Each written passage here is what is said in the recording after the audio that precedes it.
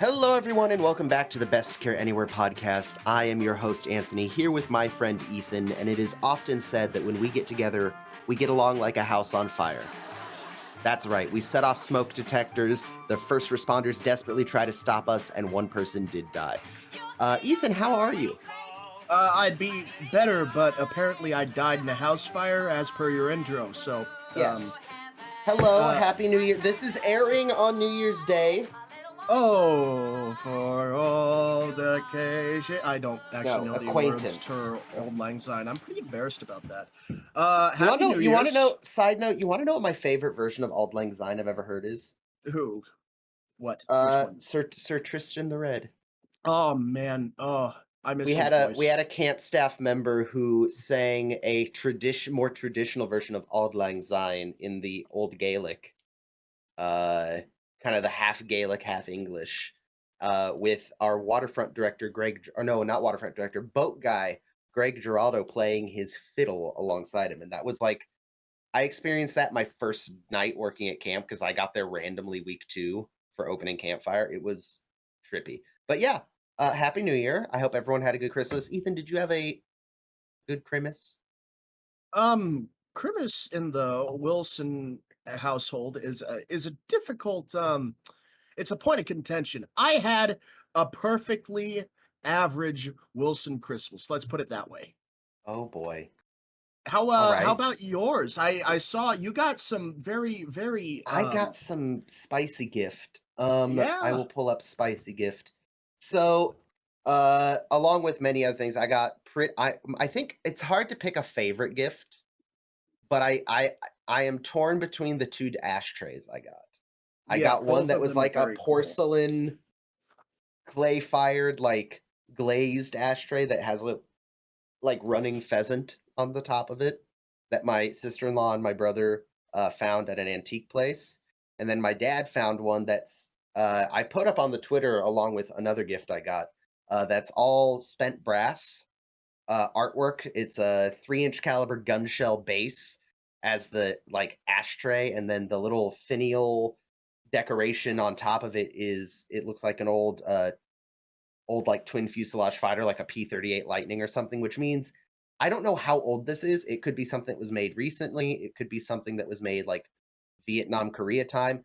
But P-38 Lightning means it could potentially be as old as like World War II, which is possible because my dad got it from his buddy who goes to estate sales and buys up stuff. So I have no idea when this was made, but it's really cool, and pictures of it are on our Twitter because it's fancy. I would also like to point out for the fans of MASH, Ethan, this won't make sense to you. It was ethically sourced. To my knowledge, no Korean children were harmed in the collection of this brass. Um, the other Yeah, gift I got that is MASH adjacent, don't think about it. The okay. other gift I got that is MASH adjacent is we've talked about it on the podcast before, I believe, is Jeff Maxwell, Private Igor, one of the hosts of the MASH Matters podcast. I got the 50th anniversary edition of The Secrets of the Mash Mess, The Lost Recipes of Private Igor. And Yes. I forgot to bring it with me tonight, and I'm kind of glad I didn't because that would be the entire episode of just me flipping through it. Oh, yeah. If you have not had the opportunity to get it, please do, because not only does it have like fun recipes and little side tangents in it, I've already had people message us and recommend recipes to try. It does have some of the like the funny recipes, like it has a recipe for a swamp martini. It has a recipe for Adam's ribs. It has a recipe for like things that come up in the show, but it also has some like made up tangential ones.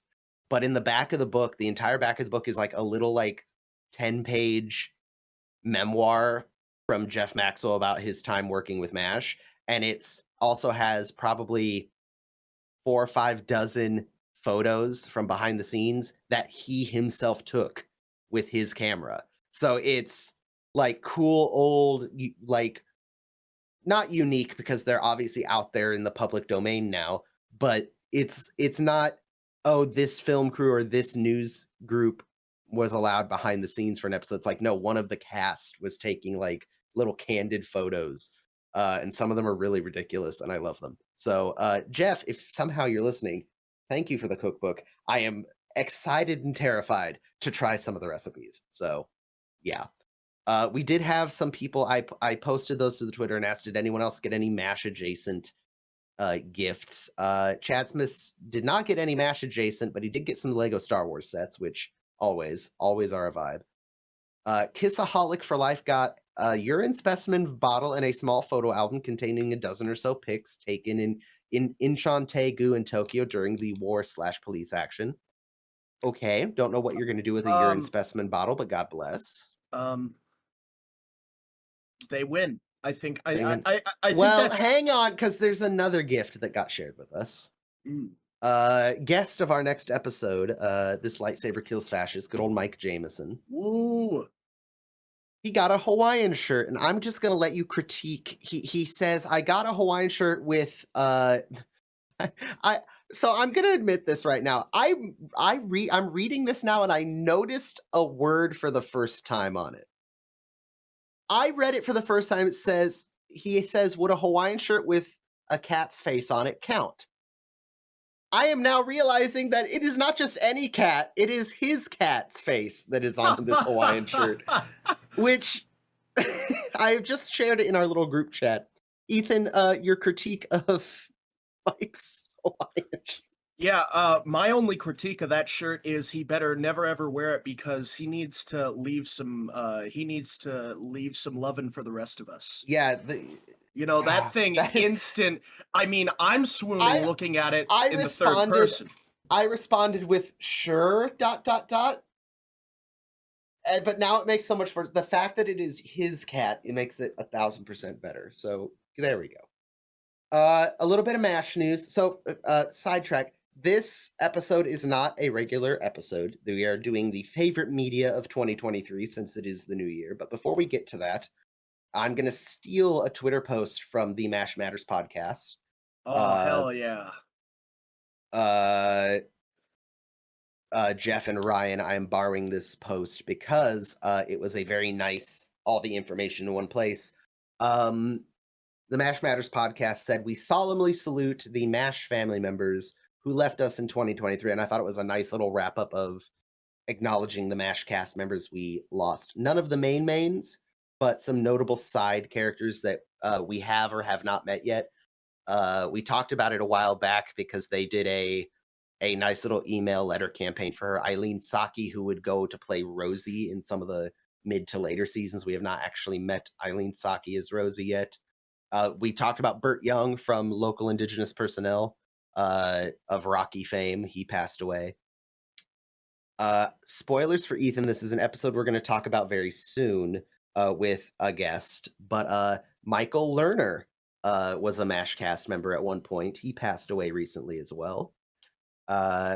Carol Locatelli or Locatel, I'm butchering some of these names.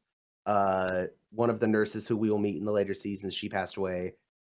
Earl Bowen, I did not realize had passed away this year. Are you familiar with Earl Bowen, Ethan? I'm Googling him just so You'll I recognize can. him. The most, I think, if I'm remembering who he is correctly, I believe one of the more recent things you would have known him in is The Death of Stalin. I believe that's who that is. I'd see now I'm doubting myself. Oh no, I've seen him in a good number of shows, as I think many people have. He was in The Terminator, for example, Punky Oh no, Brewster. I'm confusing I'm confusing Earl Bowen with someone else. Oh, Earl Bowen with someone else. Yeah. But you are correct. Earl Bowen is in the Terminator franchise and a bunch of other stuff. I was confusing Earl Bowen with damn, who am I confusing him with? Now I'm going to have to look it up. I know he was in Death of Stalin, which is a fucking hilarious movie, by the way. I was thinking of Jeffrey Tambor. I got him confused. Jeffrey Tambor has not died, to my knowledge. yay! But yeah, we will meet Jeffrey Tambor later in this. We also lost Judy Farrell, who plays another nurse in the later seasons. We also lost writers Robert Klein and Hal Dresner. I believe we've seen some Robert Klein episodes in our time watching the show. Let me just check. I forgot to pull this up beforehand, so pardon me. Robert Klain. Robert Klain. Oh, that's right. Robert Klain is not just a writer for MASH. He also wrote National Lampoon's European Vacation. Uh, One of my favorite movies of all time, Weekend at Bernie's. Yo! Yeah. And he wrote 6 episodes of MASH, including Requiem for a Lightweight, Cowboy Ceasefire, Showtime, and Dr. Pierce and Mr. Hyde are the episodes of his we have seen so far. Okay, hear me out. MASH episode, but it's Weekend in Bernie's because Hawkeye is just fucking so blacked out drunk, hungover from the night before. Trapper has to, Um, I'm trying to think, is there a MASH episode that is Weekend at Bernie's-esque? I would argue there is, but it's not Hawkeye that's blackout drunk. But we will get there. We will get there. For the people who are familiar with MASH, emotionally exhausted or morally exhausted. No, it's emotionally exhausted, morally bankrupt. There we go. That's the episode I'm thinking. I think Yeah. you just described my day-to-day life. Emotionally exhausted, morally bankrupt. Yes. That will be merch at some point. And then Hal Dresner, I don't think we have seen he's a very prolific writer in the show, and I can't remember if we've seen some of his stuff yet or not. Right? Not he's not prolific. I'm dumb. I'm thinking I'm confusing him with so many writers for MASH, and I'm mixing names up. We have watched Hal Dresner. I was confusing him with a different set of writers. He wrote I Hate a Mystery in Edwina. Uh-huh. Don't be mean. You're right. I am sorry. I Had a Mystery, very fun. Edwina, I think could have been. We've talked about it enough. It had its weak points, but yeah, dang, but still a member of the MASH community. yes, very much so. So yeah, this I'm gonna bring up something very, very weird. I'm sure I've had a thought to do something since starting the podcast, and not with the intent of asking people to be on the show because one, that's no, we're not. One, we're not that popular. Two, we are not deserving of those people's time. But I very much considered finding out how to send correspondence, not necessarily two-way correspondence, but at least some sort of letter or note or thanks to Alan Alda, Gary Berghoff, Loretta Swit, some of the cast that's still alive, because of how, like, losing each time we lose another member of the cast that's not any of the mains that are left, it's that little reminder of like, hey, if you want to say something to these people whose show impacted you, you are running out of time to do it. So maybe that'll be something I do in my own time off podcast. But yeah, Dang it. yeah.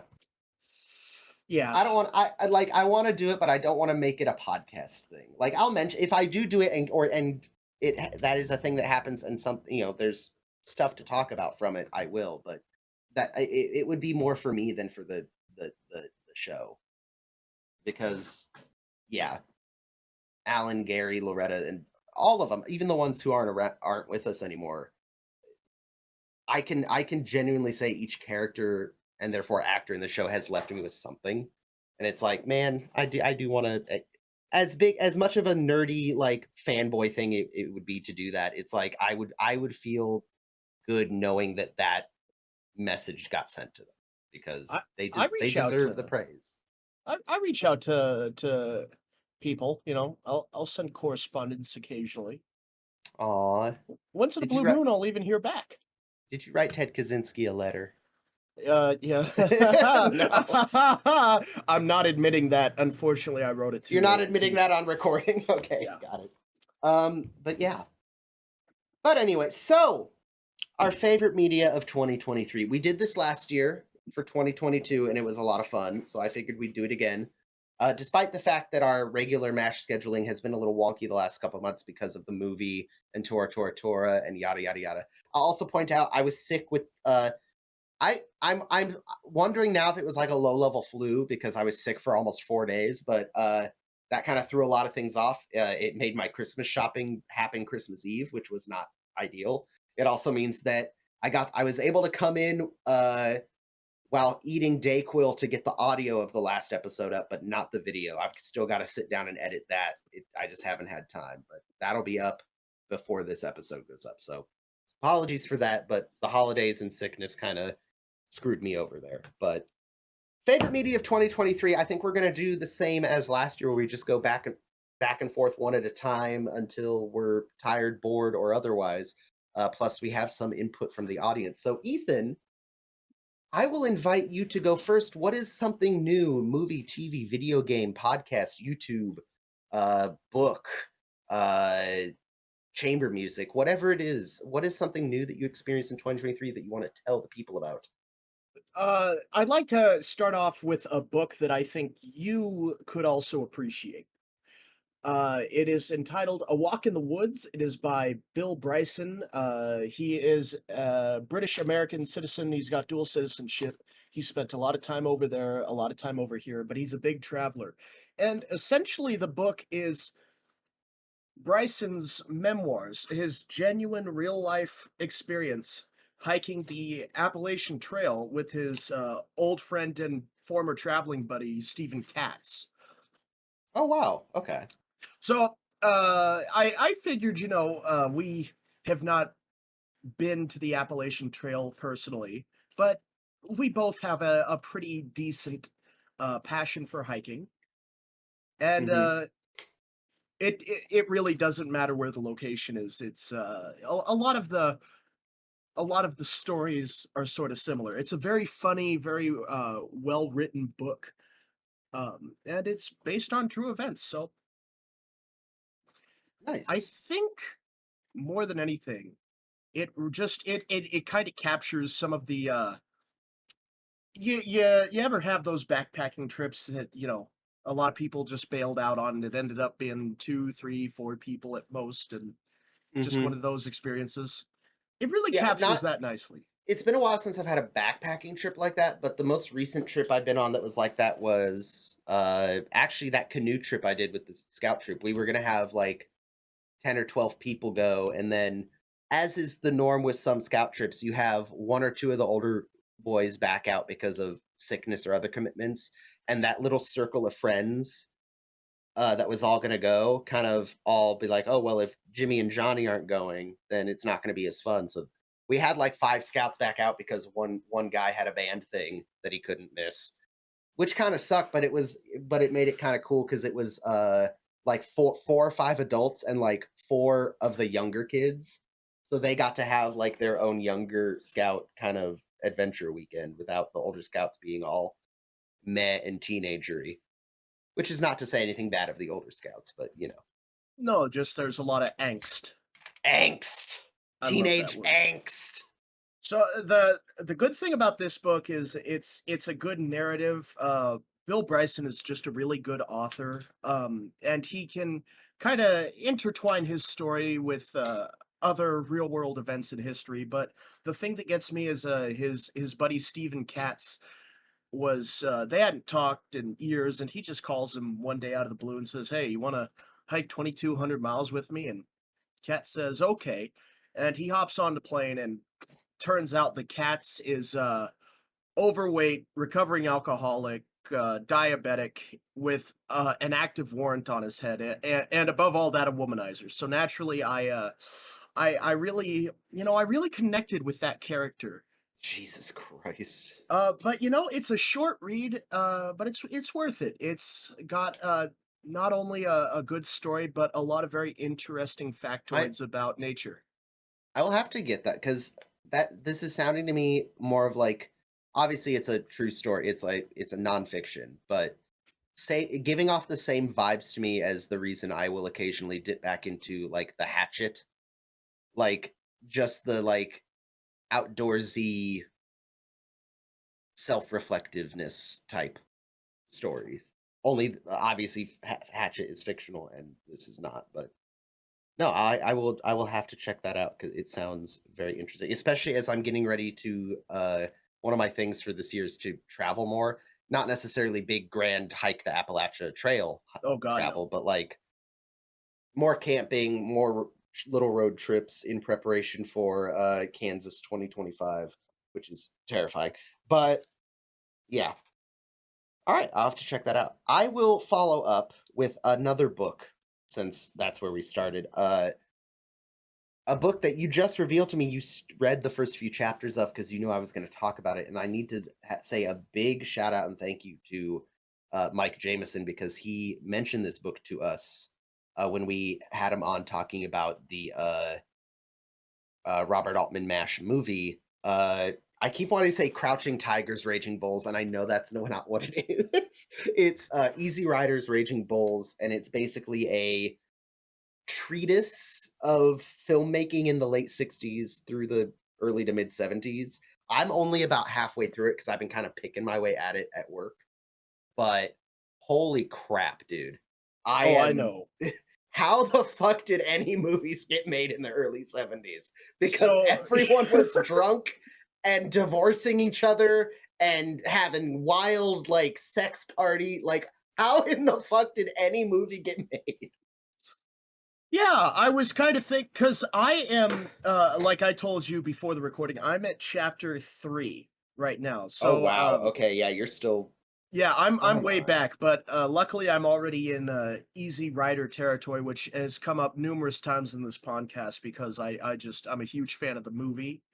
Um, but still, it's your book. Let's you tell us something about it. Yeah, I'm currently in chapter 8. I have 12 hours left. I'm not even halfway through this book. I've been picking through it that slowly, and I've had to go back and re-listen to sections because I'll realize that I get kind of tunnel visioned on work, and I realized that the book was just kind of sound that was playing, but I want to go back and listen. But no, I've gotten through the Easy Riders movie uh all the way up through.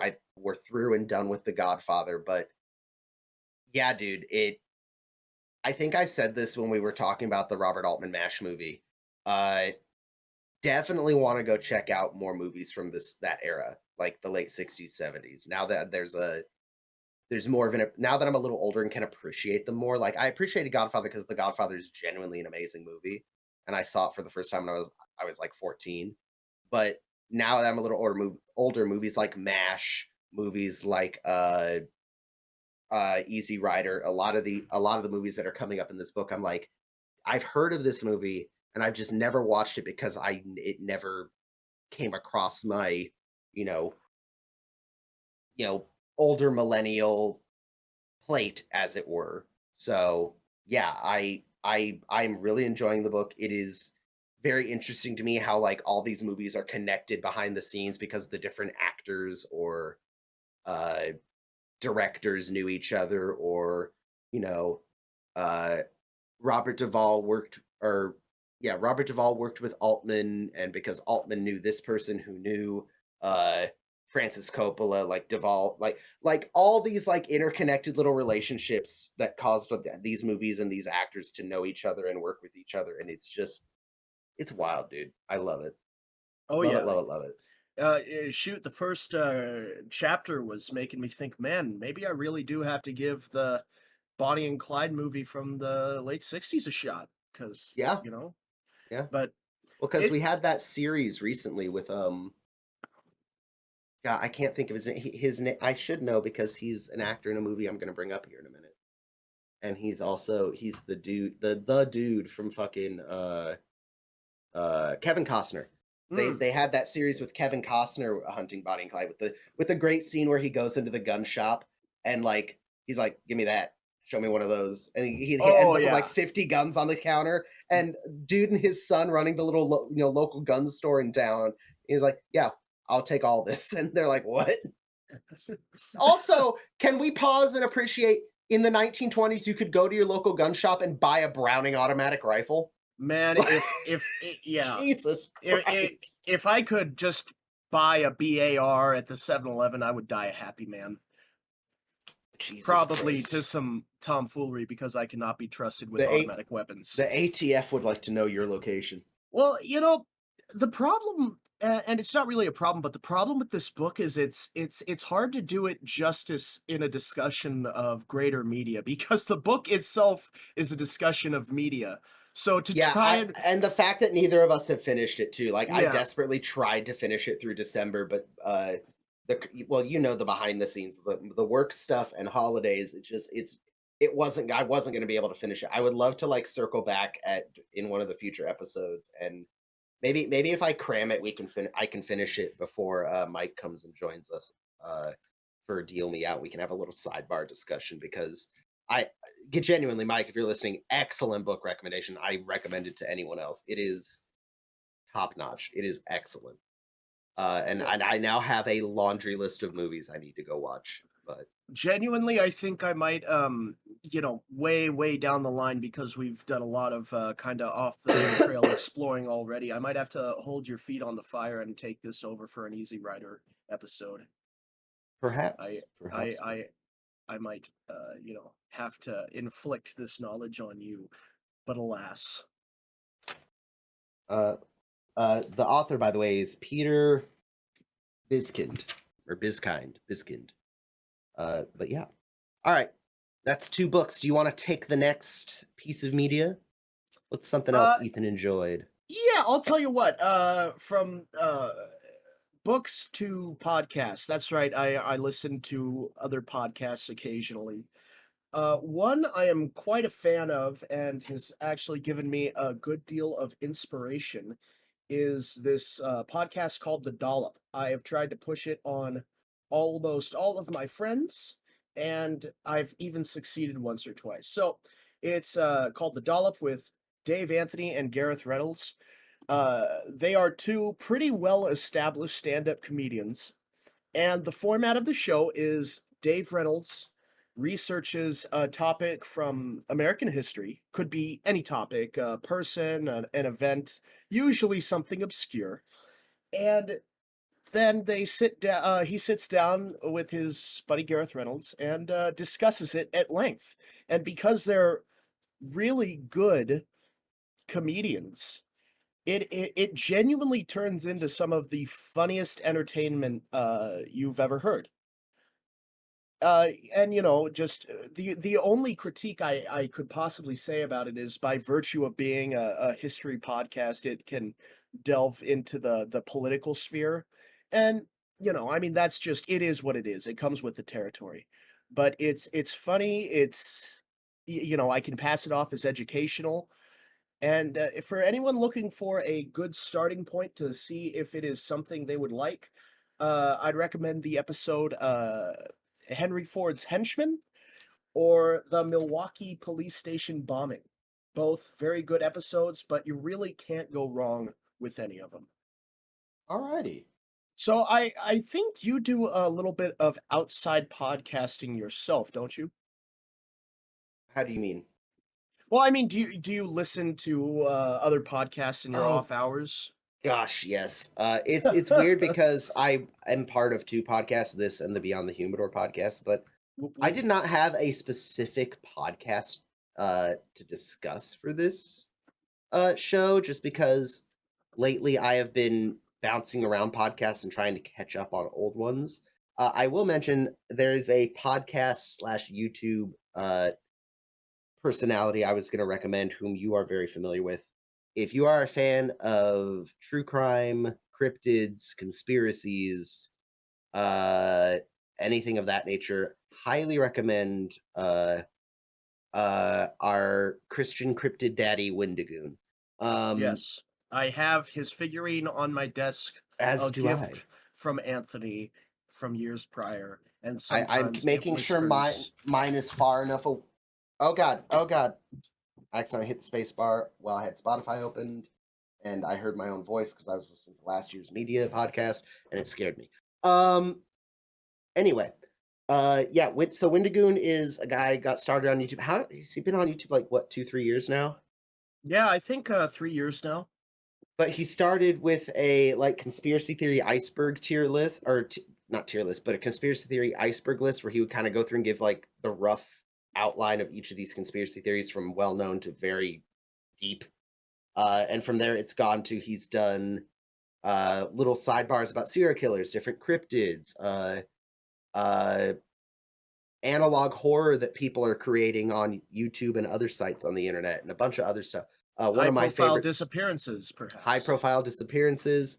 He's and the reason I mention him under podcast is that he is kind of appearing on other people's podcasts and also has just started doing more regular podcast with he has one with uh I'm this is the artist's name. I'm sorry. He has a show with a guy on YouTube called Meat Canyon where they go through like old Reddit and creepypasta horror stories and like discuss the origins of them, which is good. Including one of my favorite uh Reddit horror threads, which is the I am a national park search and rescue worker. Ask me Oh, that's a anything. good one. That's a Yep. great. Heard it first when I was in high school and I was dumb and thought it was real.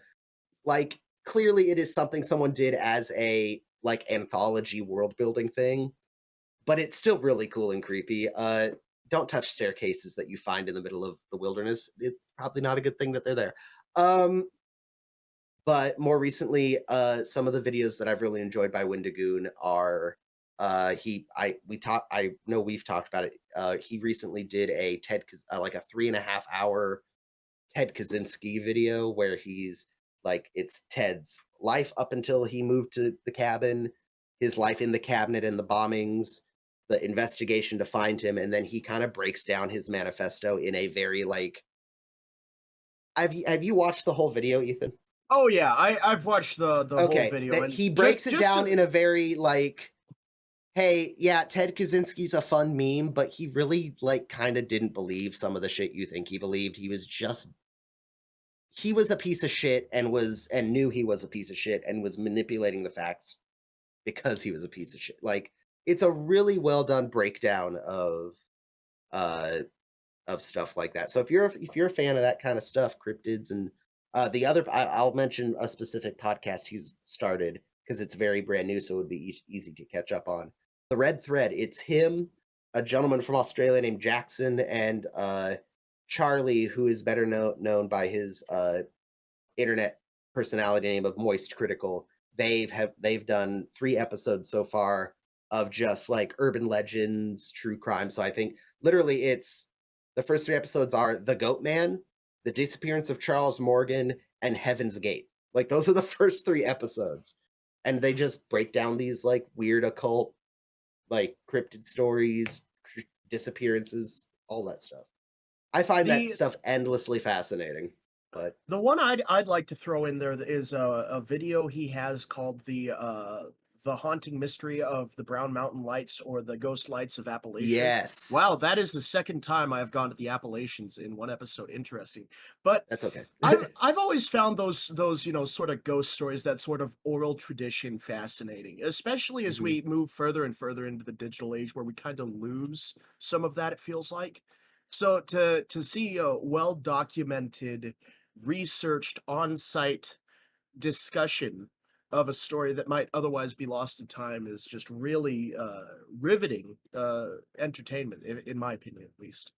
And the thing I find most fascinating about Windigoon is he's a Sunday school teacher. Like, he is Oh yeah. very like, you would think that he's, like, some crazy, like, tinfoil like, no, he's a Sunday school teacher who is also fascinated by the weird eldritch horrors that may be living in our forests and serial killers and stuff. It's like, what? And he It's just so wild. happens to have a '76 Camaro, or not Camaro, Corvette, which makes me love him all the more. So yeah, Wendigoon. Go check him out on the YouTubes and go find all the other things he does. So I check could, him out. we Yeah, could, boom. yeah, Shot, shot. we could continue listing off videos of his that we love, and we would be here for another 4 hours. The Waco video is really good. It'll make you see the government in a very different light. Not that anyone needs that currently. I don't think anyone's looking at the government in a wonderful light at the moment. But hey, the government's the government. But anyway. So I said Windigoon. So it's your turn again. What? Well, I think I'm gonna kind of make a bit of a departure. It's still entertainment, but it's of the audio form. It's Okay. some music I've been getting into recently. Music absolutely falls under the media subcategory. So, Anthony, as you're well familiar with, I am a big fan of classic rock and sort of music of that genre. But lately, as I've been trying to teach myself acoustic guitar, that sort of acoustic based music has really taken my focus. And I inherited a sort of deep love and appreciation of folk music from my father, who, you know, at one time was really good buddies with all of these, you know, large name artists, Lee Von Helm of the band, and just a bunch of people that I'll never truly forgive him for. But all of that really made me go into songwriting, and in the digital age, it's kind of feels like the synthesizers are taking over sometimes. That's just my opinion, probably the wrong opinion, but I'm going to say it anyway. So to that end, I have found a really good, not very well known folk songwriter called Willie Carlisle. That is his stage name, Willi. And he's out there. He's very folksy. A lot of uh, some bluegrass inspiration, but also some bayou rather, and I guess I'd call it more some Pacific Northwest style of picking inspiration. But he's Hmm. just an incredible guitar player, and I think I've forced you to listen to a couple of his songs. The name sounds familiar. Yeah. The one I go nuts for is called Tulsa's Last Magician. It's really good. Full disclosure, the one that put him on the map, the one that has the most downloads on Spotify, is a song called Cheap Cocaine. Okay. I'm just gonna put my cards on the table there, and I'll shoot you guys straight. But he's got a master's degree in English and poetry, and a warrant out on him. He is just this beautiful dichotomy, and he's got a new album coming out January. So if this sounds even remotely interesting, just give a couple of his songs a listen, and then write in the comments and tell me why I'm completely batshit insane for liking them. Yeah, for me, music wasn't a big thing. I think I've told you I deleted my entire Spotify and I'm basically going through and allocating, like resorting it because it was just a bunch of random stuff all thrown together for like when I was working at camp, someone needed the playlist for like Thursday night, you know, disco night or whatever. But no, I've been going through redoing my Spotify, so discovering old stuff that I knew I liked and just hadn't listened to in forever. But also some new stuff that got recommended to me. You will be happy to know that Gregory Alan Isaacoff is now in my Oh, Spotify I'm so rotation. glad. I'm so glad. Uh, Similar to that, him is the Ghost of Paul Revere. Very similar style Mhm. of music. And I am obligated to throw out there the Longest Johns, the sea shanty band. Still very much That in my you saw in Spotify concert. rotation. Yes, over a year. Well, I was lucky enough to Throw in see there. Gregory Alan Isakov in concert back in February, and I got to tell you, that was an Nice. incredible experience. I think But that's going to be my New Year's resolution. Go to more I throw the concerts. Longest Johns out there just because they have a new album coming out in February, which I'm excited for. So I can't believe we haven't discussed movies or TV yet, so allow me to begin. I No, will please. So I'm gonna preface this with I don't know if it's the state of the world or just my weird I get Ethan will know this about me. I get like hyper focused for like a couple months at a time on like a specific historical event or thing or theme or something and like will pull media from it and like learn about it more or and watch it. There's a admittedly slightly disturbing through line from a bunch of the movies I discovered for the first time this year, and we can bring it up when it becomes obvious what it is, but we will we will leave that for later. I'll start with like the most like probably consequential big budget movie I saw this year. I saw Oppenheimer. Uh Ah, by myself yes. in a theater at 8 p.m. literally the Yeah, last night it was being shown in my hometown, and it was very.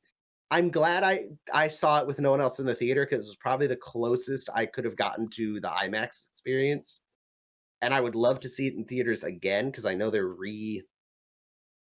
like doing a second running in some theaters. But yeah, Oppenheimer was fantastic. Were you able to go out and see Oppenheimer, Ethan, or no? absolutely, I was, but you're better at I saying your thoughts than I am, and it's a movie that requires that. I didn't know what I wanted from Oppenheimer. I knew it was going to be obviously Robert Oppenheimer and the Manhattan Project and the development of the atomic bomb. Very amazed at how little of the actual World War II goings on we were shown. Like basically none. We didn't see a single battlefield. We didn't see a single.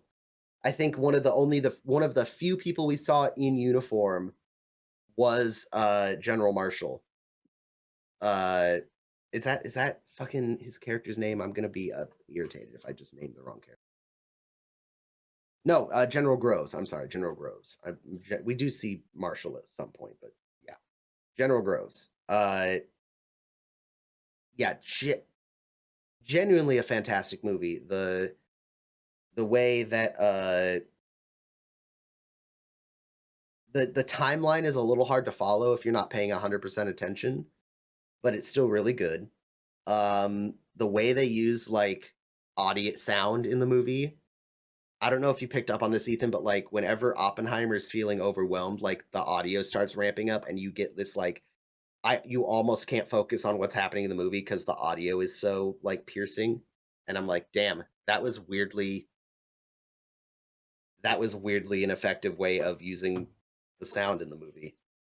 Well, it's a really interesting choice because for an Oppenheimer movie, of course, you expect it to be visually stunning, and it did a wonderful job of that. Don't get me wrong, but to And, have it's a Christopher Nolan movie too, which yeah, has expectations going into it. But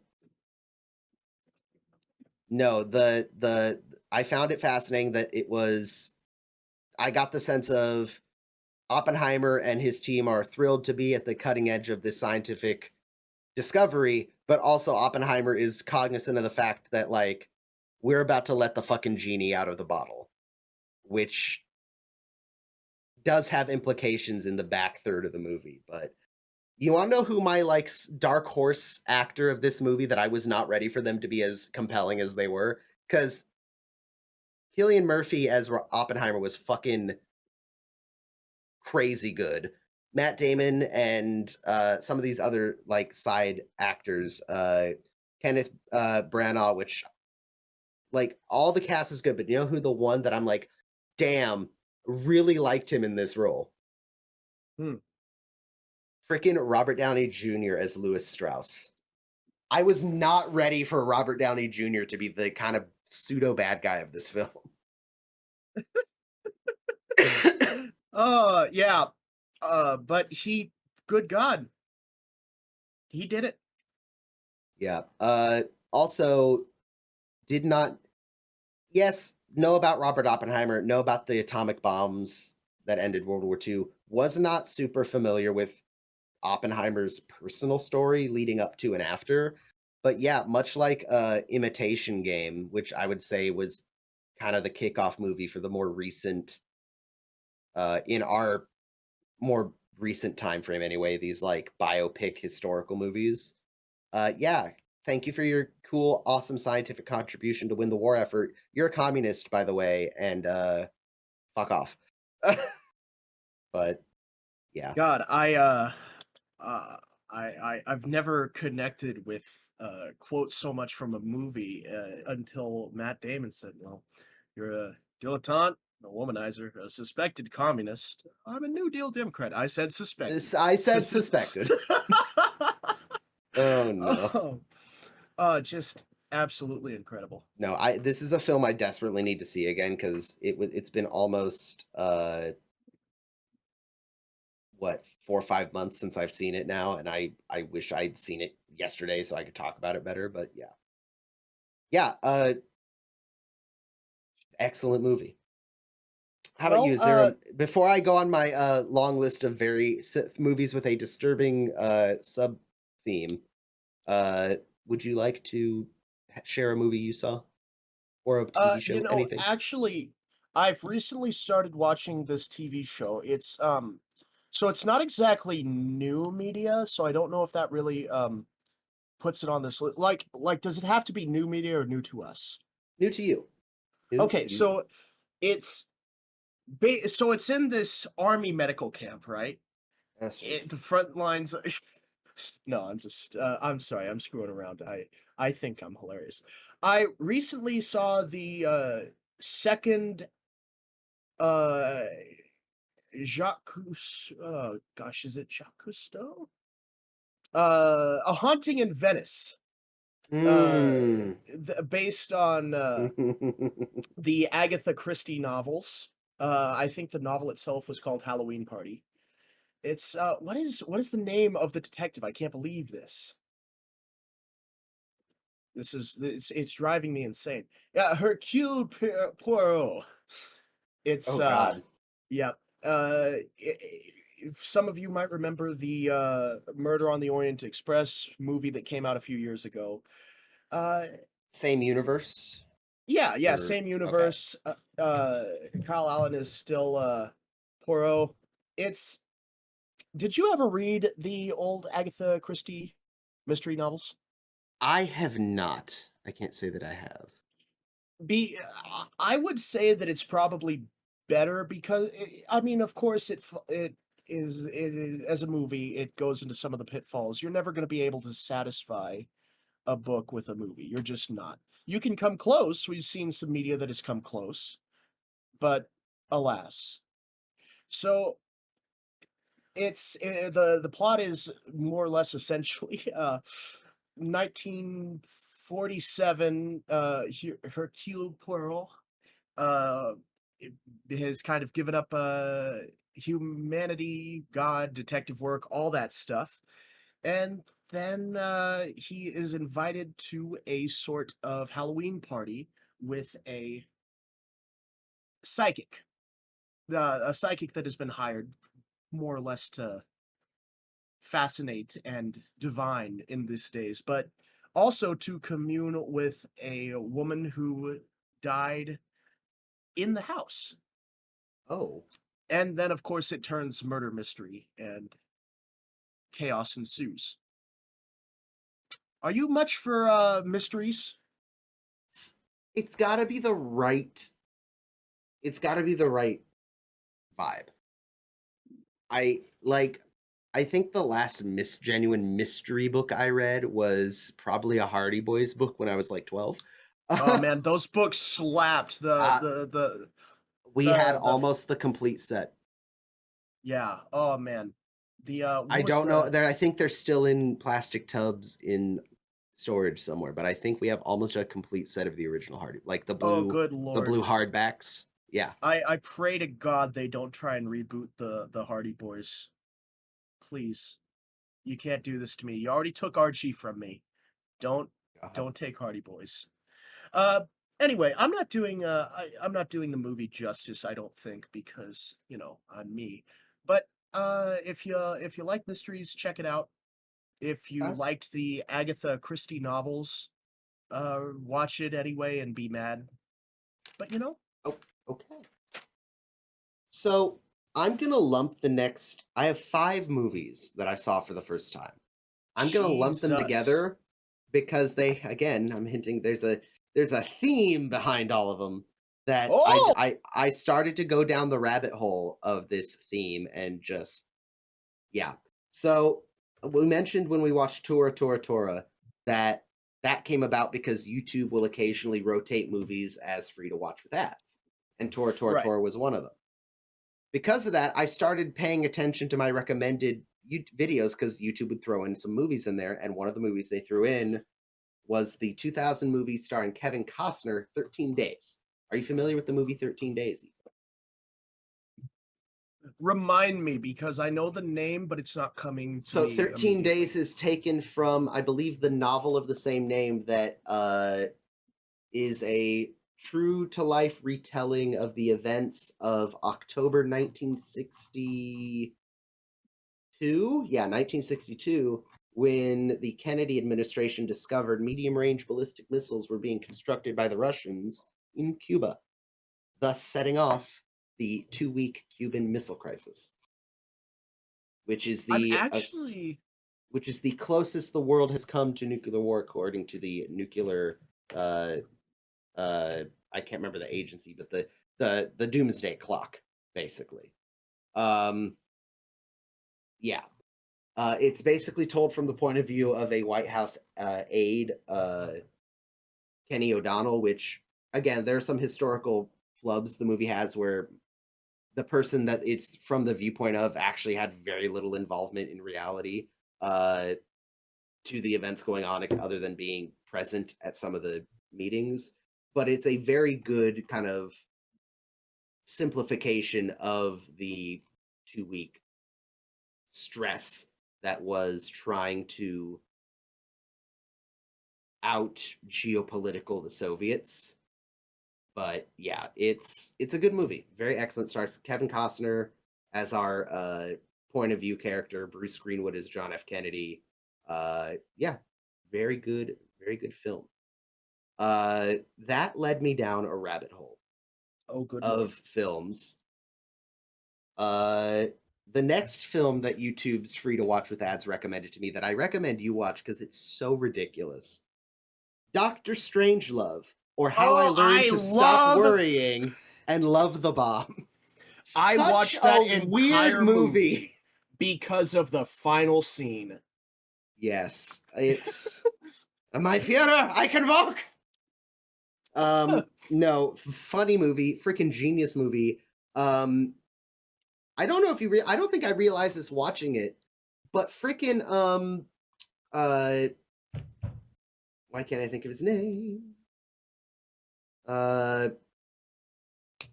James Earl Jones is in that movie. Lieutenant Lothar Zog. He's one of the bomber crew.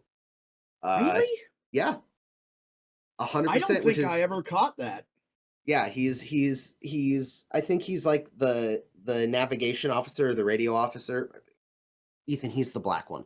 Look, Oh, I'm just gonna say it on the bomber. Like, sorry, that's the James Earl easiest. Jones was black?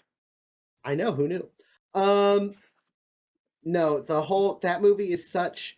I didn't know. I knew the movie was kind of a comedy. I didn't realize how like weird it was until I actually watched it. The freaking Just some of the jokes are just over the top and great. The whole reason this gets set off is because the general thinks that the Russians are attempting to poison our bodily fluids with fluoride. Like, it's so weird and I love it. But just to say it in case anyone is thinking, "What the I've never even heard of this movie." I promise you, you've seen the GIF on Twitter or Facebook or in a group chat of, a deranged man riding a riding an bomb atomic bomb, yeah. like a mechanical That bull, is that waving a is cowboy hat. that is Major King Kong played by Slim Pickens. Love Slim Pickens, Slim God, what a Pickens. name. There is a. I will throw out another book recommendation. It's not new to me this year, but there is a whole chapter dedicated to the. You know the scene where Major Kong is reading off the survival pack, like he's doing the crew checking. He's like, in your survival pack, you will find Oh, one yeah, standard yeah, yeah. issue Colt 45 with 16 rounds ammunition, one prophylactic, 5 ounces gold, Russian to English freight. Like he's listing off all these things. There is, if you love, if you want a movie adjacent slash if you are a person who makes or creates things, read Adam Savage's of MythBusters fame. Read his book Every Tool's a Hammer. Because the Major Kong survival pack is one of the first movie props he really delved deep and recreated. And side note, if you like Adam Savage and the MythBusters, go to YouTube and type in "tested," and you will find that Adam Savage's YouTube channel where he regularly does live streams, answers questions. He has a series called One Day Builds where he will, as close to one day as possible, build movie props or little side projects, and it's fascinating to watch Adam Savage work because he has such an interesting process and methodology for how he does stuff. And people forget Adam Savage was one of the set designers on Phantom Menace. He was one of the guys making parts for oh god, Robin Williams movie where he's a robot that wants to become human. Why can't I think of the Bicentennial Man? He has great stories about talking with Robin Williams. So that's a side book recommendation. Is Every Tool is a Hammer with So Adam Savage. just before we get off of that topic, is Mhm. Every Tool's a Hammer a memoir? Is it a uh Yes, it's part memoir, part guide to. It's basically Adam saying, "Here's what I've learned through several decades of." He calls it making. You know, you've heard the term a right, maker, yeah. someone who. He's like, "Here's things I've learned from my decades of making that I wish to impart onto you. That is Here's how really yeah, cool. it's a really cool book."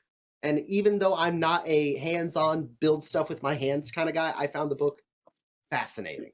But I need to read it because I am, and you know highly this. recommend. And if you get the version on Audible, it's read by him, which is even better. Um, so yeah, Doctor Strangelove, loved it. So goofy. Um, some of the little jokes like, "Gentlemen, you can't fight in here. This is the war room." But, that sounds straight So out of MASH. so I'm That gonna. sounds It's straight out of very. It's MASH. got some very mash moments. Doctor Strangelove led me further down this rabbit hole, and I found that the mid to late '80s was a very interesting time I could have told you because that. America was at the tail end of the Cold War, and it was very much the if it's either going to fizzle out like it did, and the Soviet Union is going to collapse, or it's going to end the other way. And the other way was on a lot of filmmakers' minds. So, one of the things that it led me to was a TV film called Countdown to Looking Glass. Are you familiar with what the term "looking glass" as a code phrase is, Ethan? I didn't know that it was a code phrase, but, I've heard the term, "glass the whole country," or the saying, so So, I can make an educated guess. Looking Glass is the code phrase for the North American Aerospace Command's emergency command and control plane that flies 24/7, and if necessary becomes the secondary control point for NORAD, missile defense, bomber command, all that jazz.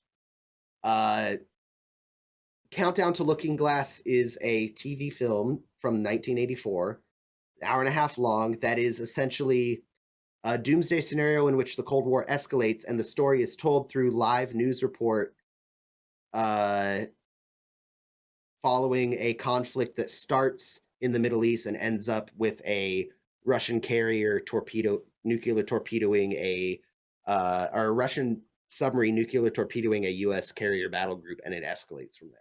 But it's all told from the 24-hour news desk, like Walter Cronkite style news desk, and like little like one of the reporters going and meeting her White House boyfriend correspondent. Like it's a really interesting little film, but you never actually. I think you see the first initial nuclear exchange, and then you see the president's.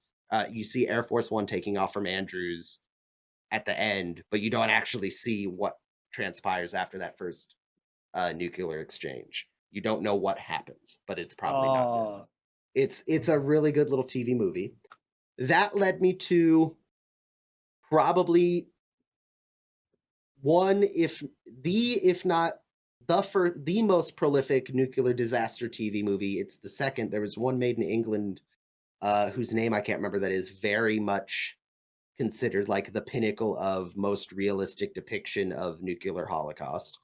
But whoop. the American version is The Day After. It is a 2-hour TV movie that I watched. Again, these are all things I've watched for the first time this year. It depicts the weeks building up to and the weeks following a what would be considered the standard expected nuclear exchange between the U.S. and USSR.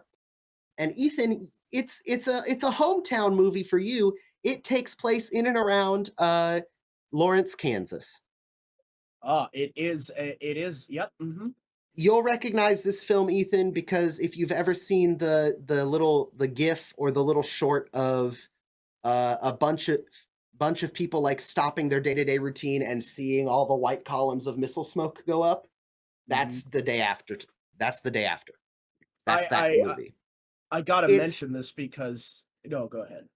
it's very disturbing, but it's and in the time that it was released, it was like there are papers about the after effects of like lack of sleep, anxiety that a lot of people in the American population experienced after watching this. This came out in 1983.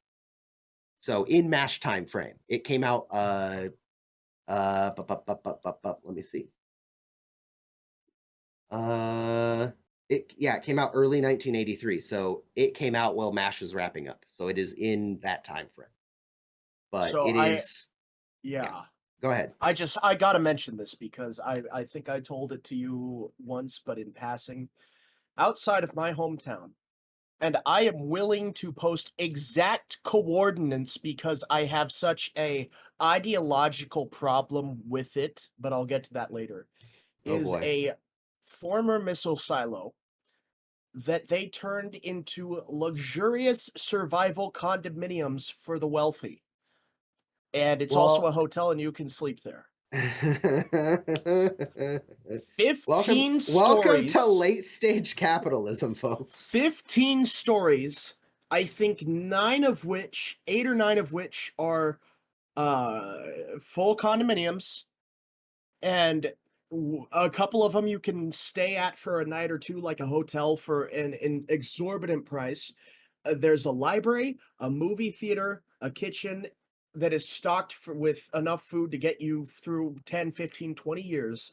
Full water purification systems, all behind 9.5 feet of concrete nuclear hardened walls. So, one of my favorite books is World War Z. There is a Uh-huh. chapter in that book dedicated to the rich and wealthy on Long Island are literally trying to live out the zombie apocalypse and are filming it. It's live broadcast like a reality show.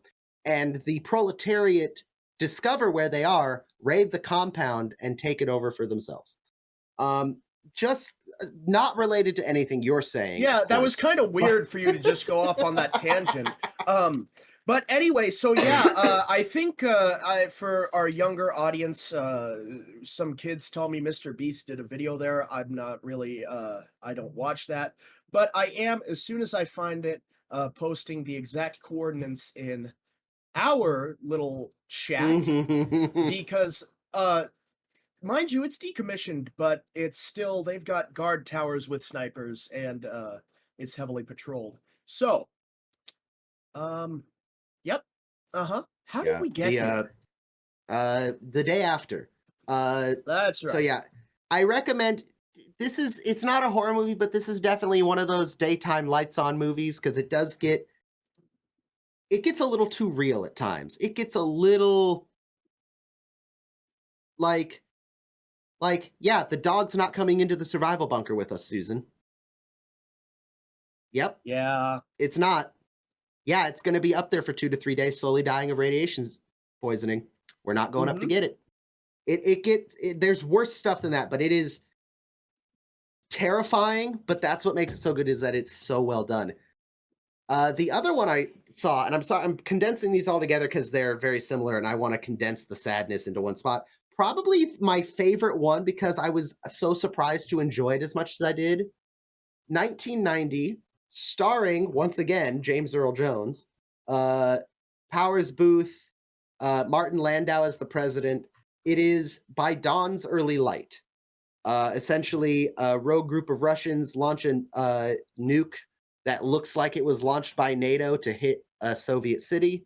The Soviets automatically retaliate before they realize it was not a NATO missile. And then it's how does the US retaliate? Do they trust the Russian president in that what he's saying is true? Are they willing to accept the Russian missiles hitting? And then do they launch an equal strike if they believe the Russian president? Do they launch nothing and risk pissing off their own countrymen? Do they not believe the Russians and launch a full retaliatory strike with bombers and missiles? The president is believed dead at one point, so a one of the secretaries of the cabinet takes over, and he's got a very different view about how things should be done than the president. And then the president's alive. It's a surprisingly good nuclear war movie, and it takes place all in the wee hours of one night, like from So, midnight to 4 a.m. It's do you think that was inspired by that story of the single Russian submarine captain that prevented nuclear war? I don't think so because that was during the Cuban Missile Crisis. Okay. Unfortunately, that those events aren't shown in 13 Days, but that is something that happened during the Cuban Missile Crisis. Is a Russian submarine thought that war had broken out, and it was very much like the scene you see at the end for Hunt for Red October, where everyone has to turn their missile key. One of the officers is like, "Nah, I don't. We don't have. We need to radio Moscow, or at least attempt to radio Moscow before we start launching nuclear armed torpedoes at the Americans." The person you're thinking of, and this is actually going to take us back to Windigoon because Woo! the under his Twitter account is the description of his Twitter profile is a Stanislav Petrov Stan account. Stanislav Petrov is the story most people would know of the Russian officer at the early warning missile defense system who uh, all the alarms went off that said the Americans launched a strike, and he looked at the data and went, "The computer says the Americans launched 5 missiles. Why the fuck would they only launch 5 missiles?" And it turned out that the early warning satellite misread light reflecting off clouds. So Holy he's like, shit. yeah, he's like, I don't know what's happening, but we're not going to launch any missiles. And thank God he didn't, because a nuclear holocaust. But yeah, Imagine. Dawn's Early Light is fantastic. Countdown to Looking Glass is pretty good. Doctor Strangelove and 13 Days are fantastic. So that and Oppenheimer, I was very nuclear heavy for a little bit, and because of that, every couple weeks or every couple days in my YouTube suggested feed is the TV movie Threads. I don't know that I will be able to watch Threads. Threads I is am the not day familiar with after. Threads. Threads is the same as the day after, but it takes place in Sheffield, England, and they pull no punches. Dead babies, corpses, like they pull zero punches when it comes to nuclear holocaust. Huh. It is said to be one of the most terrifying movie ever made. Because yeah, it's a rough one based on everything I've heard about it. I would love to watch it because it sounds like it was done incredibly well, but because of its subject matter, the fact that it was done incredibly well is terrifying.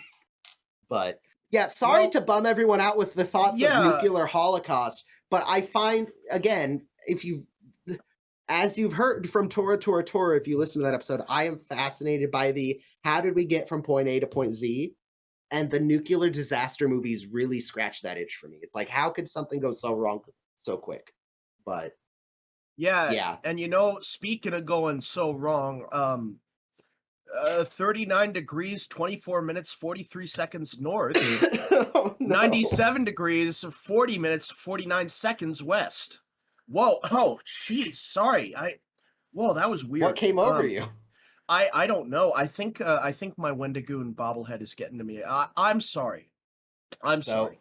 yeah, sorry to down you all with nuclear holocaust movies, but I find them fascinating because it's like it's almost taboo to like there's still thousands and thousands of nuclear warheads in operation in the world, people.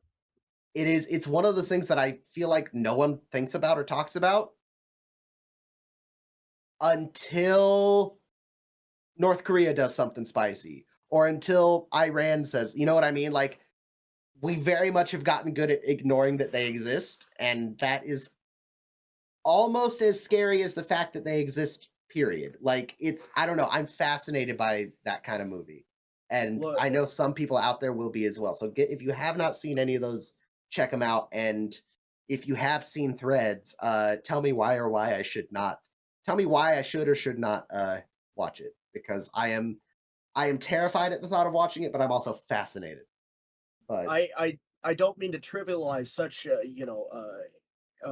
an important and huge matter, but I just to keep myself from going absolutely batshit insane, I just keep reminding myself of the famous words of George Carlin. It's a big club, and you ain't in it, and I ain't in it. yeah, And you know what? Not my circus, not my monkeys. If I'm, to die in World War III, then dang, I'm going to Valhalla. Anyway, nice. It's nice, nice. So now that I've depressed everyone with nuclear holocaust, do you have? I'll kick it back to you. Do you have any media left on your list? Because I have quite a few. I went a little crazier with the list since we are two of us this year. I, Uh, I I want you to sit there and tell me how the fuck you expect me to follow up Dead Babies in Sheffield with another little wacky Wilson aside. hey, Doctor Strange. No, Hey, the Google's listening to me. Doctor Strangelove is free with ads on YouTube right now. Go watch it. see, the problem with all of my media is it's mostly older media. I don't really go in for the newer movies much Wait. anymore. Oh, keep I going. I mean, just realized something. Roadhouse is on Netflix. Like, if you guys are interested. The unfortunate reality of my year is most of my media has been consumed in audio form because I've been buried underneath that Impala. you know? So I'm just turning a wrench trying to keep my mind occupied, so I'll turn on a book There you or go. a podcast or something like that. So I don't have as much to offer as I might have liked otherwise. So I'm very interested in hearing what you've got and hopefully bouncing some ideas off you there. Well, in that case, that was a majority of the new movies. I'm sure there's other movies I saw, but for some reason, that little like 2 month period between September and October, when I got into like that list of movies, was I again a lot of them I'd been seeing for the first time. Doctor Strangelove, right in the mid '60s, right before the events of Easy Riders Raging Bulls, and I think it comes up once or twice at the beginning of Easy Riders Raging Bulls as kind of like a crazy movie that got made. So I'm quickly double checking something because I saw something. Okay, different actor. Okay, there was almost a crossover between Strange Love and something else that I'm like, there's no way that can happen because of the age of this actor, but and it didn't. So we're not gonna. Um. So TV. I have a couple notes for TV. One is the Ahsoka show, the live action miniseries Ahsoka, Star Wars. I don't think you had a chance to watch it, Ethan. I've But kind of been holding out to watch it with you and hopefully a couple of our other buddies if we can rope them into it. well, yeah, we still need to finish Andor. I'm down to do that. But no, I thought the Ahsoka show was really good. As we've said before on this show, when we've had some Star Wars discussions, Star Wars is Star Wars. It's owned by Disney. There's going to be good things. There's going to be bad things. Find the stuff you enjoy and enjoy it. It's not anything beyond that is too complicated. It's not worth your time to be angry about shit. It really isn't. Most of it's decent. Some of it's really good, and that's how I would summarize Ahsoka. There are 2 or 3 episodes, particularly in the middle. No spoilers, but they are fantastic. I think, and this is coming from a little bit of a bias point of I've grown up with the character of Ahsoka in the Clone Wars, in Rebels, seeing that character portrayed both in real life and some of the characters that are very closely associated with her portrayed in real life. But I'm spoilers. Hayden Christensen. I don't think I Oh yeah. Hayden Christensen. If I had to say one thing about some of the new Star Wars we've gotten recently, I loved Book of Boba Fett because we got to see Tamara Morrison be Boba Fett, which I know he wasn't the original Boba Fett, but he was the clones. He was Django. He like seeing him be Boba was really cool. Seeing Ewan McGregor and Hayden Christensen come back to Star Wars, really, really fucking cool. Seeing some of the animated characters be portrayed in live action, like Ahsoka, Sabine, some of these others. Really cool. Do I think every episode of the show was good? Do I think all the writing decisions were good? No. But overall, I had fun with the show. And I think one of the biggest tragedies for Star Wars recently is that the main bad guy from Ahsoka, Balin Skull, who is played by I need to accidentally close my Ahsoka tab. Who is played by Ray Stevenson. Wonderful villain, super compelling villain. I want to learn more about his backstory because it very clearly is hinting at the fact that he was a Jedi who turned dark. Unfortunately, Ray Stevenson passed away short, like right before Oh, Ahsoka premiered. Fucking fantastic role and actor. And the uh, also shout out to I need to find his actor's name because I want to Lars Mikkelsen. Lars Mikkelsen was the voice actor for Grand Admiral Thrawn in Rebels, and I think it was absolutely the right choice to have him live action portray Admiral Thrawn because his voice is Admiral Thrawn, and he has this he has this way of carrying that character that I think translated reasonably well to the live action. Again, there are things about it I can nitpick at, but overall, really enjoyed Ahsoka. Um, Shout out to our buddy Jared for this next one. And I know I'm going to make a lot of people who listen to the MASH podcast happy when I say this. oh boy. Jared has been showing me some new TV. Oh New yeah. to me. It has been said jokingly. It has been said jokingly that there might have to be a podcast that comes from this. Jared has been showing me key episodes, like he's going through an episode guide and showing me the higher rated or the highly recommended to watch episodes of Star Trek. And you might be saying, which Star Trek? Yes. We have watched many episodes of The Next Generation. Some of the standouts for me so far have been The Inner Light, which is the one where Picard is kidnapped, for lack of a better term, and learns about a world that no longer exists, and he comes back with all those memories. Um, Obviously, any episode with Q in it, because Q is chaotic, and I love him. The Borg arcs we've watched by special request for the MASH fans. Yes, we did watch. I believe it's season 8, episode 14, Half Life. I believe is the name of that episode with David Ogden Stiers. Wonderful episode. David Ogden Stiers is beautiful, and I love him. Measure of a Man. Really enjoyed that episode. We've been dipping into Star Trek Voyager. We stand Captain Janeway after Captain Picard. We've even watched a little bit of Strange New Worlds. I have been enjoying Star Trek, and we have unironically said, damn, we're going to have to do a podcast about this, aren't we? But that is said mostly jokingly. It is not happening anytime soon. I've been pleasantly surprised at how much I've enjoyed some Star Trek. And I think more of it will be coming in the future. I will say Star Trek Strange New Worlds, this is a little bit of the MASH part of me coming out in Star Trek Strange New Worlds. My 2 favorite episodes of Strange New Worlds so far is an episode called The Old Scientists. Ethan, how familiar are you with current Star Trek? Any at all? None at all? What? Literally the first time I've ever been exposed to any piece of Star Trek media was what, 3 nights ago? When you watch the pilot of The Next Generation. Okay. Yeah. There is currently an animated Star Trek TV show called Lower Decks.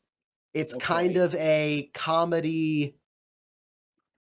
Rick and Morty is a bad example, but it's that same kind of animation style where it's a little goofier, cartoon animated adult show, not about like the bridge officers of Starfleet. It's called it's literally the Lower Decks, the ensigns, the low ranking Oh, Starfleet okay. people. It's animated, it's very goofy.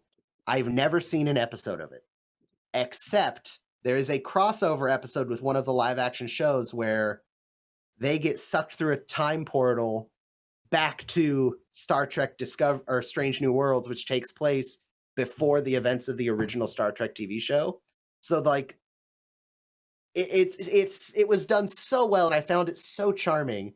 And the other episode I found charming, and if you are a Star Trek fan, you are going to scratch your head at why I found this episode so charming and funny.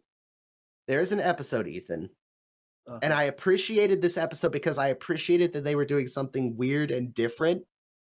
And I think I got that appreciation from watching MASH and seeing some of the episodes where they did stuff that was weird and different. There is an episode where the crew of the Enterprise in Strange New Worlds encounters a distortion in space that kind of warps reality. And the reality that it warps them to and starts to infect the rest of Starfleet with through their communications arrays is a phenomenon because in Star Trek, multiverses are possible, time travel's possible, so like weird, like multiversal rules are possible, right? Mhm. It affects the crew and eventually it starts affecting all of Starfleet where everyone is speaking in musical. The episode is a musical, and it's because of this weird anomaly they encountered. And it's one of those episodes that either people love it or they fucking hate it. And I kind of loved how weird it was. It was like, damn, how can people say this episode sucks and yet there are some weird as fuck episodes of the original show and Next Generation that I've seen. But yeah, I have really gotten into Star Trek with the episodes Jared's been showing me. And again, he's not showing me every episode. We're very much cherry picking the key plot points or the key highly rated episodes or fun episodes. I I'm gonna watch too much Star Trek this year, I think, is what that comes down to. Yeah. But yeah. That was most of what I had. Did you have anything else you wanted to throw in before I got to the last couple things? Um, Blue Oyster Cult, yes, of Don't Fear the Reaper fame, is still actively making music, and they have a song entitled Florida Man. Oh And I god. promise you it is exactly what you expect. But beyond that, I'm ready to curious to hear some audience input. Audience input. Well, before we get to audience input, I will ask, is there anything you're looking forward to in 2024 media-wise? I haven't heard a lot about upcoming media in 2024, and the one thing I did mention was that Willie Carlisle album, and that's going to be in January. So um, I, I I don't really know what's out there. I haven't really done much exploring. Well, I know Jared is eventually trying to get all the boys together to watch Loki season 2 because apparently it was really good. Yeah. Um, I have been looking at the first half of the second season of this show just came out, and I'm curious to finally sit down and watch it properly because I've seen clips of it enough that I know the general gist of the plot of the show, but I would like to watch it in its entirety. Invincible. I would like to sit down and watch Oh, Invincible. yeah. Season one was I thoroughly enjoyed. Nice. Uh, Masters of the Air is another one we're going to be getting. It's going to be on Apple TV, which sucks, but it's essentially the third in the series of Band of Brothers shows. It's Band of Brothers, the Pacific, and now we're getting Masters of the Air, which is about the 8th Air Force in Europe. It'll be interesting to see how they do that because it's not like the Pacific and Band of Brothers is following a squad of soldiers in a combat zone where the front lines are constantly shifting. They're going to new battle zones and yada yada. Masters of the Air is we live in England. We take off, fly in our bombers to Germany, bomb, come back to England. So I feel like a lot of the plots are going to be more like obviously the missions they go on, but also the uh off duty, you know, in at the barracks, at the base, in the local village type thing. So that'll be interesting. But was there anything you saw this year that you saw and went, "This is so not for me" in an aggressive way?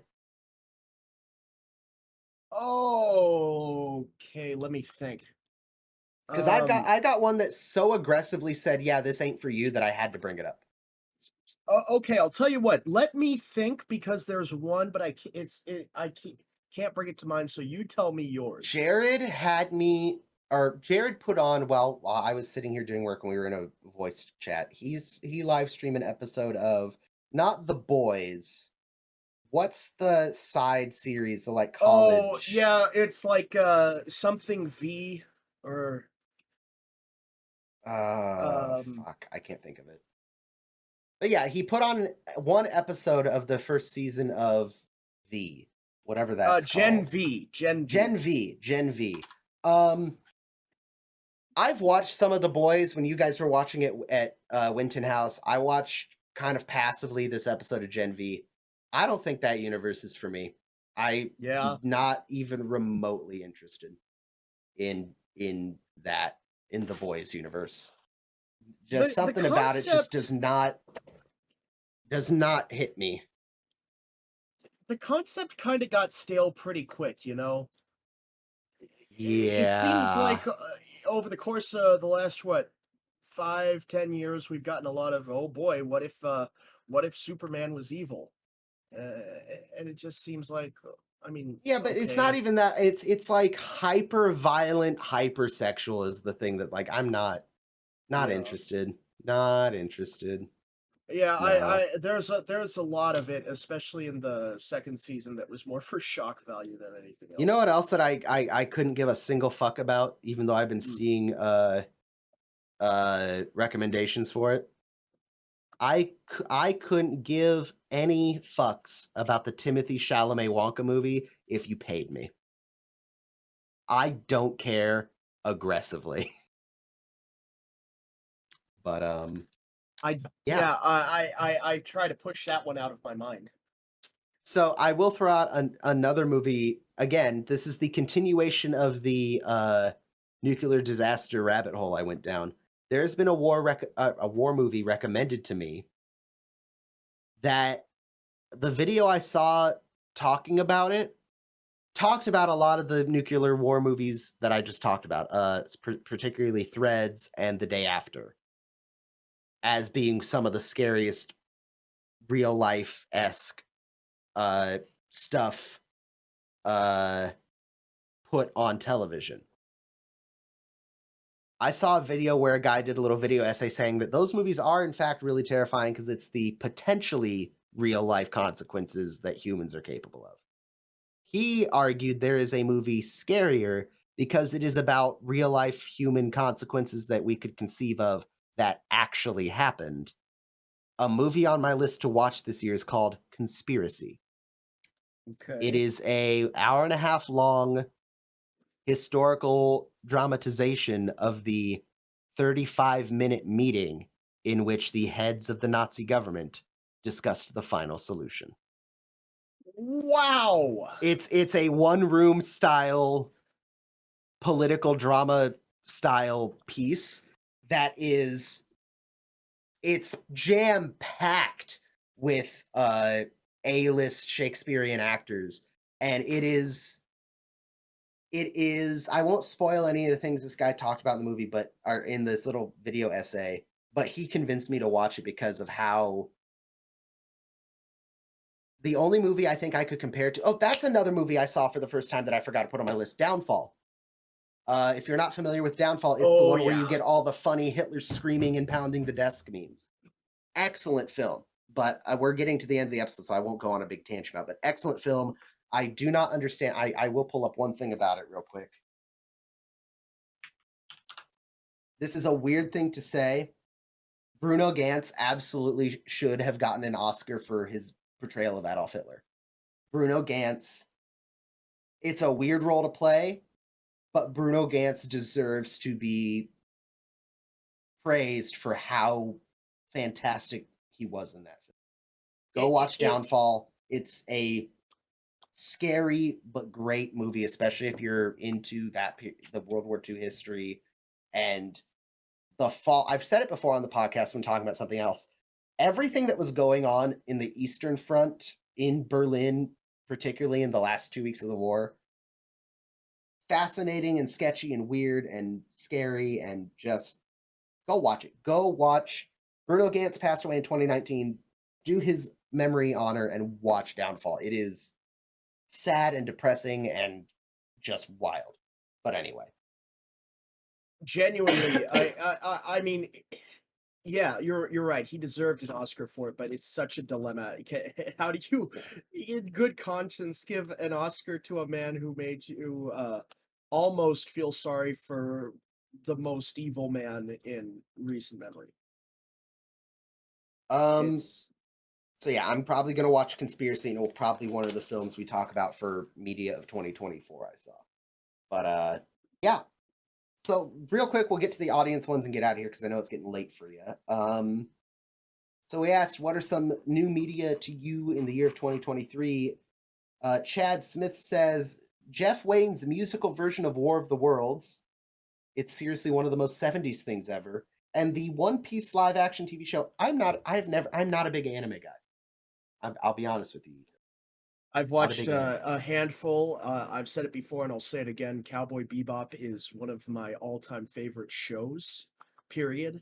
But beyond that, not much into it. I like How do posting the weird little animated girls in our group chats you? because I think it's hilarious, and I just try to make people uncomfortable. But beyond that, how do I feel about what now? I was gonna say, how do you feel about One Piece? But I guess if you don't watch much anime, you wouldn't. You see, I keep getting told that it's really good, but quite frankly, I don't have any inclination to sit down and spend what 500 hours catching up on every 19 days. single. Yeah, 19 days. Exactly. I don't care. That's with It no would have sleep, no food, nothing. 19 solid days of television. it would have to be above and beyond Tolkien level building for me to even begin to give a shit about it. And I apologize for that. I really do. I'm sure it's got its merits and it's great and all that, but Everything I have heard is that One Piece is great, but it's like any show that goes on that long. There are slumps of God. We got to get through these 4 episodes to get to the good one, and then another 3 after that to get to another. Like it is a daunting piece of media for sure. But yeah. Bella Sissa says, I binged all of the Star Wars that I couldn't watch overseas when I moved back to the US. The Mandalorian, Andor, Bad Batch, Obi-Wan, Rebels, Ahsoka were all excellent in different ways. Outside of that, they watched Loki, loved it. Now they're mhm. rewatching Night Court. That's a lot of Star Wars. Big fan of Mandalorian, space western. Season Love it. 3 exists. I haven't watched it yet. Season 3 is good. It's definitely the most meh of the 3 seasons. But then again, it's Star Wars. Yeah, that is a lot of Star Wars to watch, and I think that they're all excellent in different ways is a great way to sum them up. Uh, CC says Dimension 20, they finally started watching and it didn't disappoint. Donut Eater 111 says he's been going through more of the DC content, notably the DC animated universe with Batman the animated series, Superman the animated series, and Static Shock. God, that is a throwback. And Yeah, while I like them all in their own way, Batman's my favorite with how it explores those characters. I think Batman the animated series might be the single best non-movie superhero movie. Batman the really. animated series is phenomenally good. Not just because it's Mark Hamill as the Joker, and I always forget who does the voice of Batman in that. He passed away recently too, which is really sad. Why can't I think?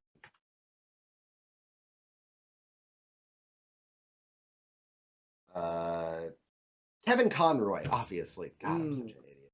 Kevin Conroy and Mark Hamill as Batman and Joker are like in my mind the Batman and Joker to me. They're so good. I've said this before on the show, I think. There's a great video of Mark Hamill at one of the Star Wars conventions, and someone asks him about this is right after they did The Killing Joke, the R-rated animated Batman movie. Oh yeah. And he asked, "Do you want me to read some of the Joker's lines?" And the way this man transforms, his face gets all contorted. He's like, memories are funny things, and it's like, oh, Mark Hamill, talk to me dirty, please. Um, but it's so crazy to watch him go from hi, I'm adorable bearded Mark Hamill, Luke Skywalker to like snarling, curled smile face Joker as he's reading you these lines. It's so crazy. But yeah, Batman the Animated Series, Static Shock is a show I have not thought of in forever. But I remember Static Shock being one of the first TV shows I watched as a kid that was like, damn, this show do be teaching me some shit. Like, I'm pretty sure there was a school shooter episode of Static Shock. Like, Good lord. yeah, Static Shock was what? Well, because Static Shock is much in the same way that Miles Morales Spider-Man touches on some of the stuff. Static Shock is a young African American kid who gets superpowers. So there's this like there's a whole lot of interesting subplots and stories and messages you can teach that you can't give to milk toast Peter Parker. Like, Yeah. and I don't mean that in any bad way. It's like when you relegate your superiors to one demographic, you limit yourself with your storytelling. And Static Shock is I still have memories after like, damn, I learned something this episode. Shit. Cheese Smash Forever says big TV year for me with The Bear season 2. Uh CeeLo and Hijack on Apple Plus. The Menu. I did not watch The Menu, but I heard it was a really good movie. And Oppenheimer were the best movies and music. It was the new Dirty Honey album. Saw them on for the third time just about a month ago. Incredible rock band out of LA. All right. Excuse me. Uh, Mike Jamison says Oppenheimer, Doctor Who specials, MCU, The Reign of Marvel Studios book, A Disturbance in the Force documentary. That is on my list of things to watch. The High Hopes baseball podcast, Ahsoka, and the DC in the 80s graphic novel collections. Ooh. So yeah, lots of cool media being watched, and I am looking forward to media now that media at the end of 2023 got a little weird because of the writers' strike and stuff. But it seems like most of that uh, has proceeded and been worked out. So I'm excited to see what projects that got delayed come out. I'm looking forward to Deadpool 3. Not a lot on the Marvel docket I'm excited about because I don't know what's been going on recently in Marvel, but that's the constant problem with Marvel, and we can talk about it later. But yeah, lots of cool media. We will be coming back in the next episode with MASH, as is tradition. We'll be watching Deal Me Out with our guest, Mike Jameson. We definitely, now that we're getting into the back half of season 2, there are more guests on the docket. When we were, like I said, I think a couple episodes ago when we were picking guests to come on the show, it just seemed like a lot of the episodes were weighted heavily toward the back half of the season. So lots of fun, exciting things coming up. Ethan, do you have anything fun or interesting to say? I do. I'm sorry. I tried my hardest, but there's no way I can let us leave this episode of the most important media of 2023 without possibly the best movie of all time, which graced its way into theaters. Do I even need to say its name? Five Nights at Freddy's. Okay, actually, hang on, because you went. Hang on. So you went and saw this movie, and you seemed pleasantly surprised at how well you enjoyed. Can you give us a quick little synopsis of it? Because I know Five Nights at Freddy's because it's a video game that existed. I've never played it, but whatever. What did you think of the Five Nights at Freddy's movie? So I was in seventh grade when the first game came out. So I was like the target demographic and all that. So I lost interest as I grew up and all that. But I said okay, screw it, and I was needed a horror movie to watch with a gal I was seeing. So what the heck. Not bad. Very, very lore heavy. I'm sure fans of the franchise will be surprised or enjoyed it a lot. If you're not a fan of that franchise, don't even know what it is, I wouldn't waste your time. But I will say that it has Matthew Lillard of Scream and Scooby Doo fame, and he is just a treasure. Matthew Lillard is just a wonderful actor and possibly even a good person, which is incredibly rare in the Hollywood circle. So, if you wanna support him, see it. There and again, there's a lot of other stuff that I'm thinking about now that I was looking forward to that I said last year that I was disappointed by, but that's a whole nother Oh, yeah, we could easily list. sit here and talk for another 3, 4 hours about stuff that, Particularly video games. I unfortunately. was really disappointed in some of the video games I was excited for this year. Kerbal Space Program 2 and City Skylines 2. Really excited for those, and they just had huge issues when they got released, both with optimization and graphics and blah blah. It's just been a nightmare, and I really want to try them, but they not until they make the game actually playable.